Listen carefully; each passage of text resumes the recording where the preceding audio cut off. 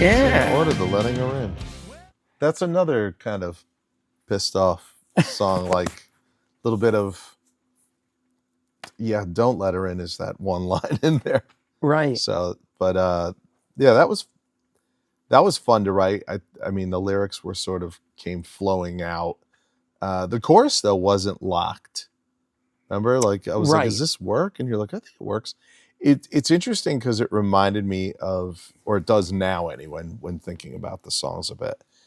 There's some interview, and God knows I shouldn't be referencing the Beatles in any way, but where Paul was saying like he had sort of like a line that he wanted to use, and he was like, that's I probably got to rewrite that, but like for now it's sitting there. And like John had said to him, he goes, "Oh no, it's perfect. I know exactly what you mean."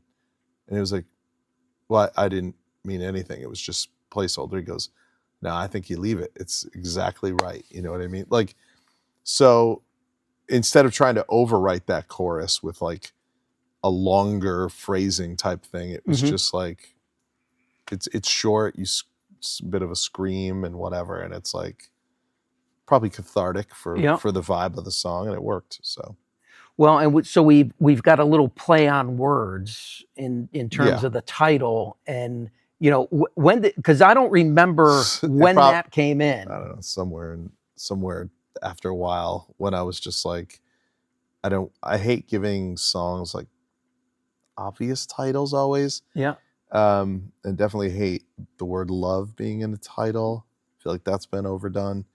Not that this one would ever have had love in this title, but I remember I'm like, don't let her in, letting her in. And I'm like, the letting her in. It's like it's a motel. Yeah. You just got to lock the doors and try to keep her out. Yeah.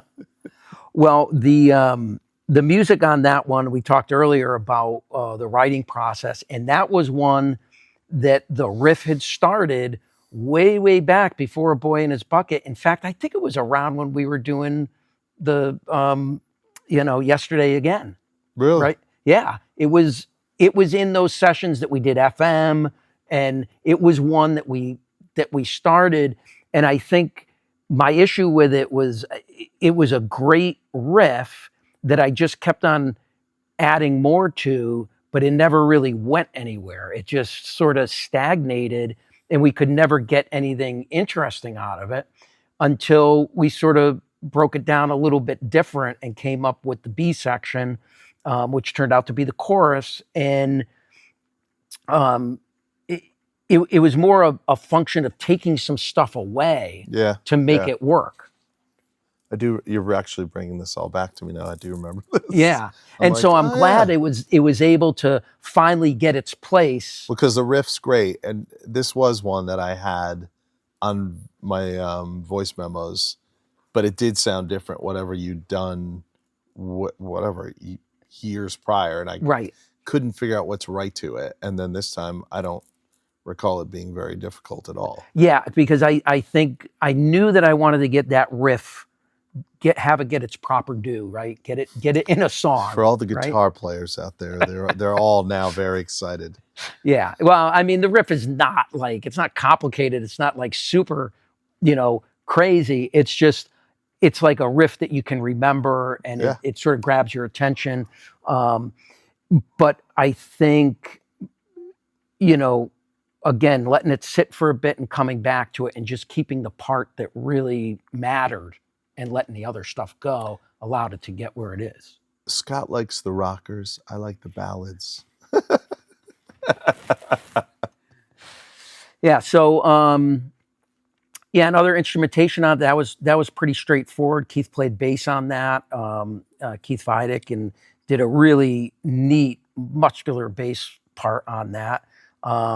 Cyrus did the organ, very, very Black Crowes, very Eddie Hirsch. Eddie Hirsch, sound.